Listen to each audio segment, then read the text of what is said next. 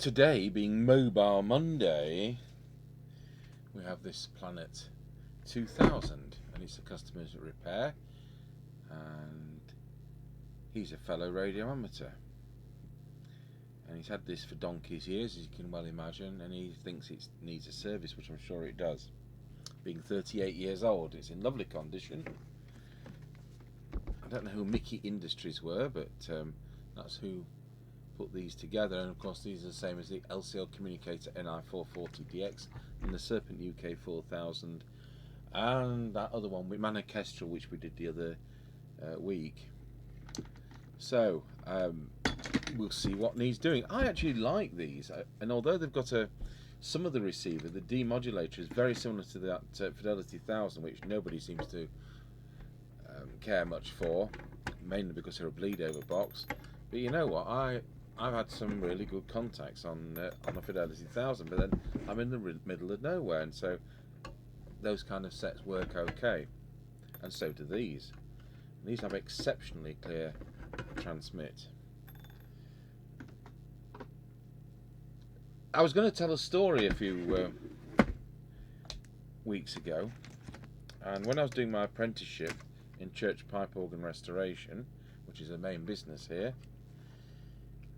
I went to a church with the boss to go and tune the organ, and this was in Derbyshire somewhere, and we're talking about what I was talking about, and what this illustrates was the discussion that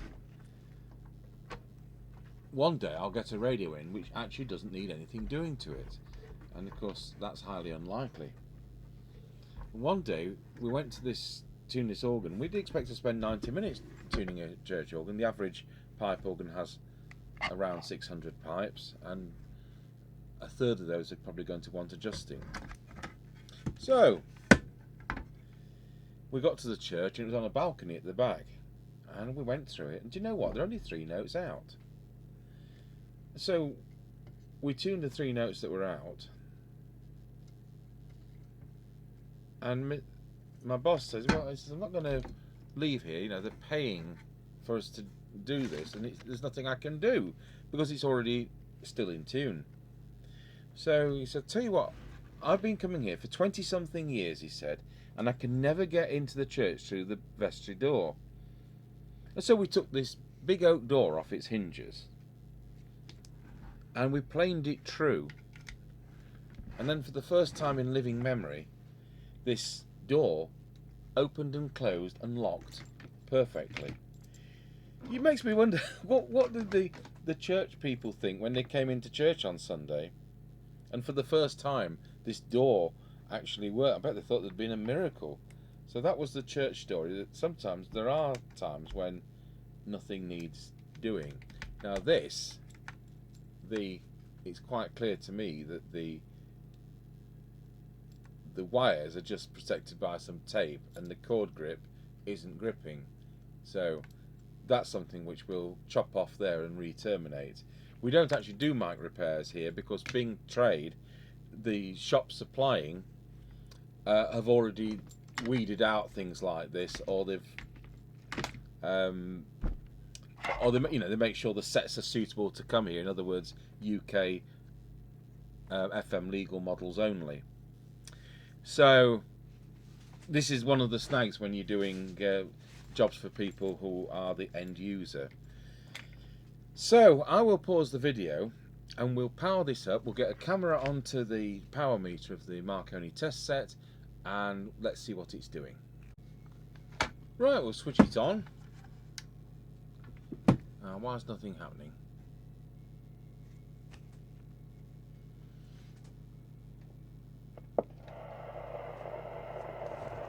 It's on channel 20, that's handy. Why has it got a red light for receive? What's that about? And a green light for transmit? Oh.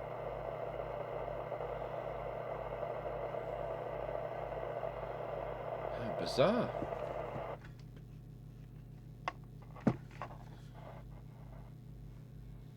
Right, let's see what it's doing. It is transmitting at 2.5 watts. There's the 25, so 2.5 watts. Wallow, deviation's about right, and see if there's any receive.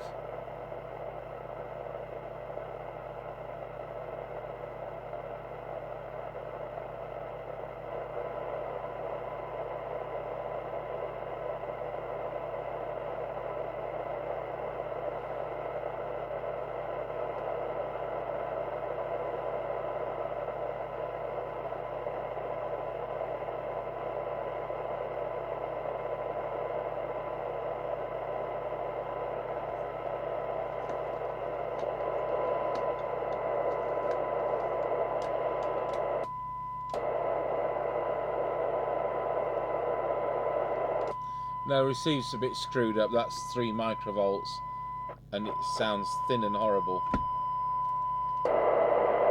That's 1 microvolt, and there's nothing there. So, right, well, we'll get the service. I can't find the service notes. We only did one a couple of weeks, 2 or 3 weeks ago.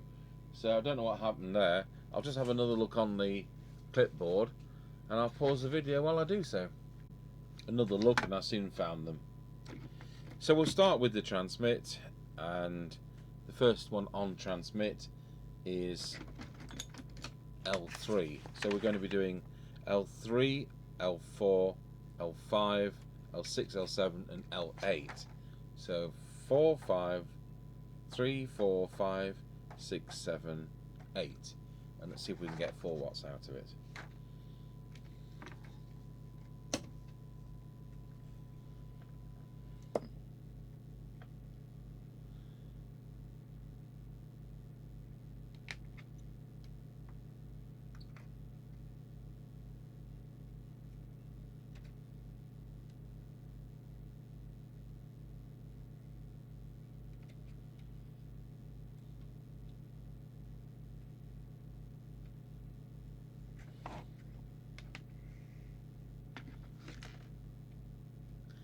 It's got the wax in it. We're now at 2.6 watts.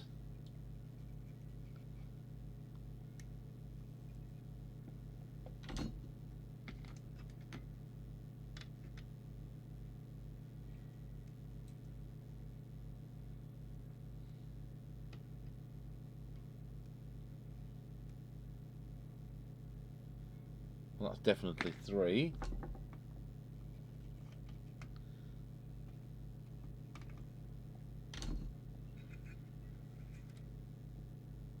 So we'll go over to the scale.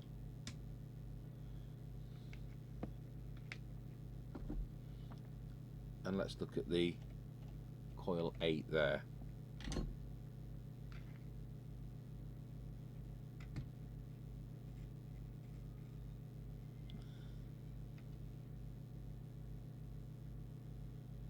Right, I'll go backwards and forwards on these and see if I can get any improvement.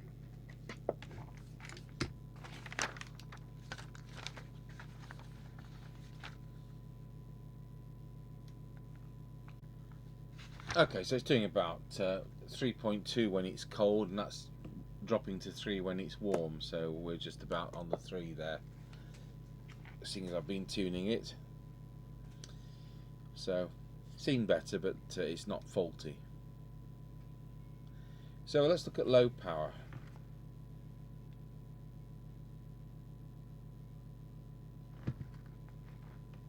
Wherever that is. Oh, it's on the back on these sets. So that should be 400 milliwatts. It's about 200 milliwatts. So let's see if we can bring that up. So low power is VR5, which is down here.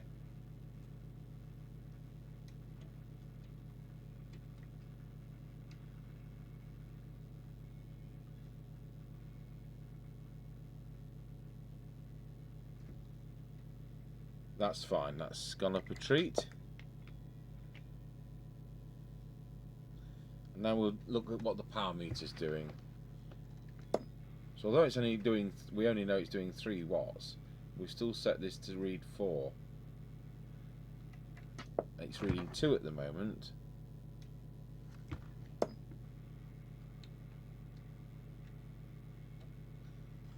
So there we go, that's set to 4.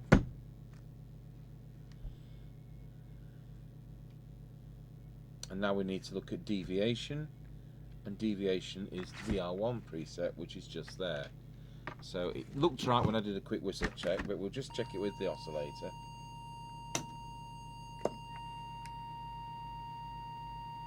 Looks about right. Wallow, it's a little bit over actually.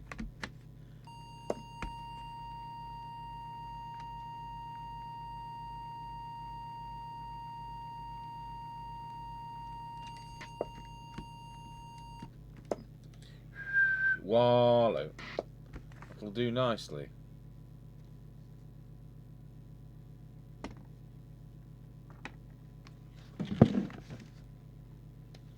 So that covers the transmit. Let's see if it's on frequency. Okay, so there's the cyanide meter. We'll better switch it on, that does help.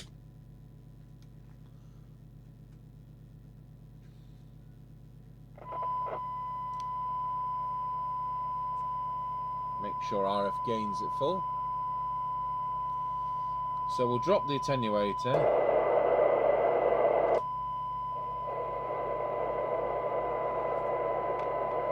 Now, this might be so far out that I've got to go through it several times. So we'll start with the front end, which is L11. And that was about at peak. L12.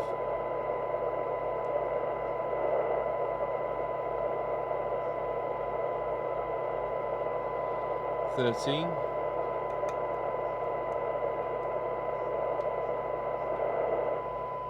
Ah! So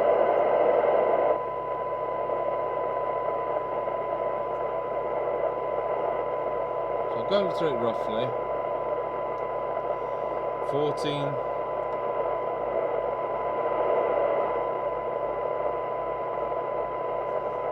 15.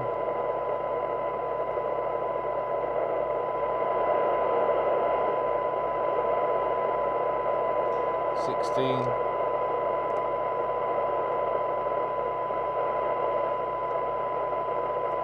'Drop the attenuator.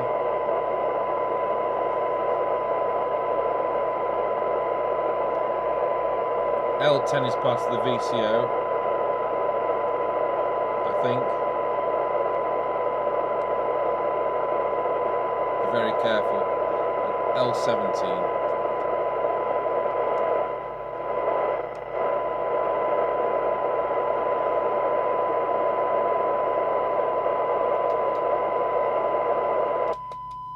So I'm going to put S9 on it because that looks like it's the detector. As such, it's a weird kind of detector on these radios.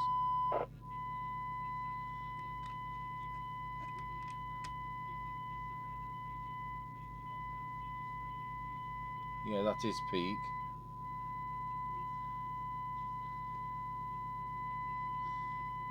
So we'll drop the attenuator again. So that's now 1 microvolt. Now when this radio came in, do you remember it was 3 microvolt that sounded worse than that? So that's 1 microvolt. So we'll drop that again and we'll go through it with great care. So we'll start again with L11.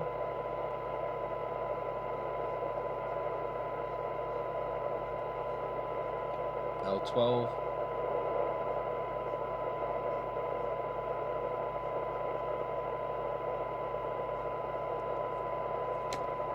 L13.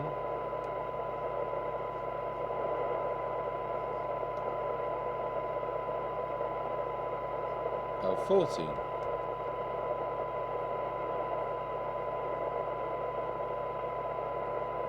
Drop the attenuator.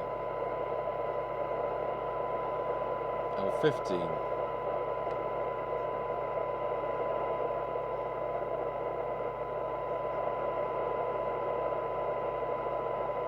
L16.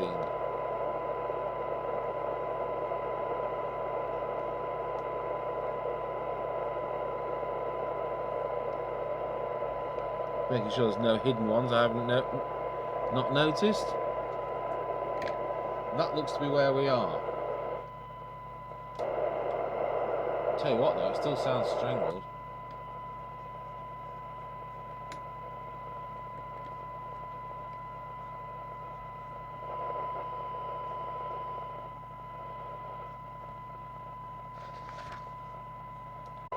So looking at sensitivity, that is 1 microvolt for 12 decibel cyanide and 8.9 microvolts, sorry, 0.89 microvolt for 10 decibel cyanide. For 20 decibel cyanide, it is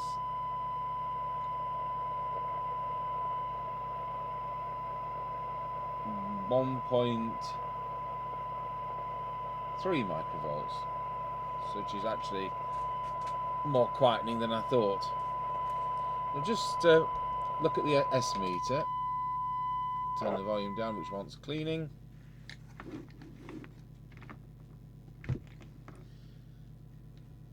I'll pop that off. So it's showing S7 for 100 microvolts. So we'll just reset that. The S meter is the preset just here, VR1.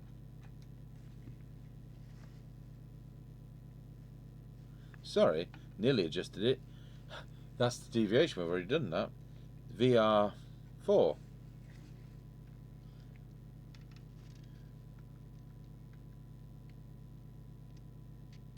So there we have it showing S9.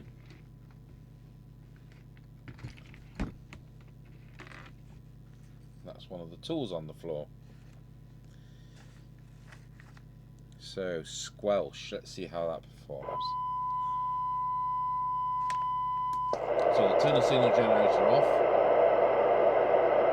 set the squelch to threshold, switch the signal generator on. 1 microvolt, 3 microvolts, 10 microvolts, that's no good at all. Right, well, VR2 is the squelch preset, which is down there.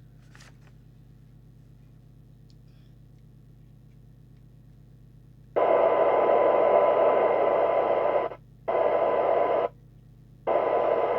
I'm going to turn it to minimum,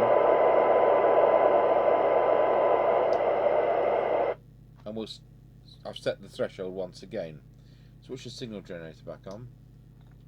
1 microvolt, 3 microvolts. Let's get an exact figure.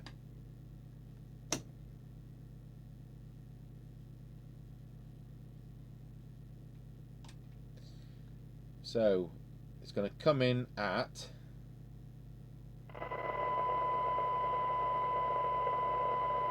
1.3 microvolts, and it'll drop off at 1 microvolt.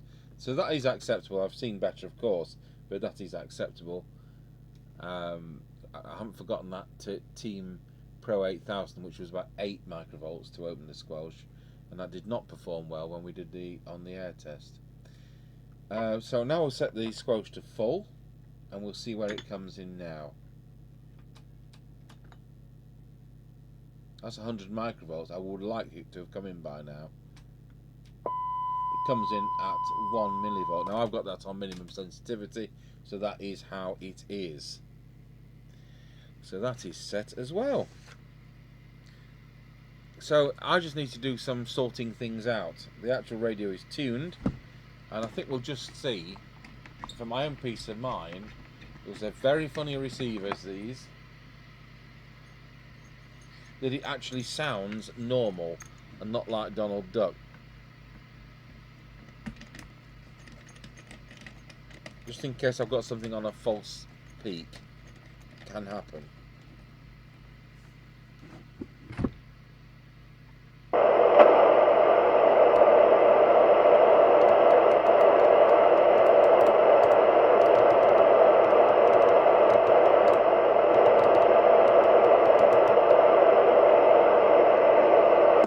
Roger.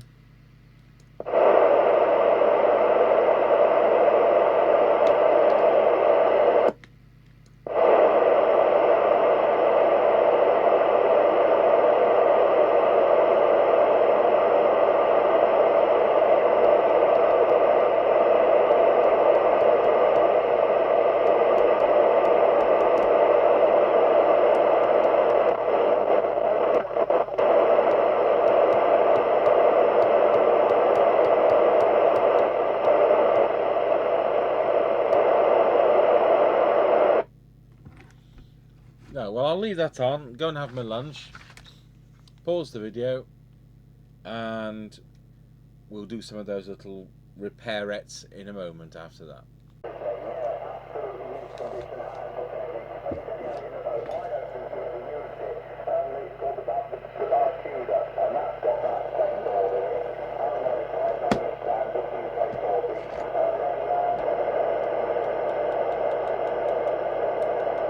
So the only conversation is taking place on the calling channel.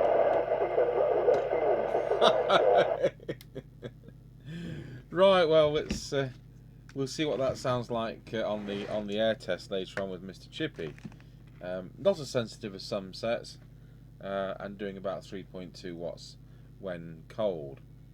So we'll see. So that's the Planet 2000, which of course is the same as the LCL Communicator NI440DX and those others. Thank you for watching.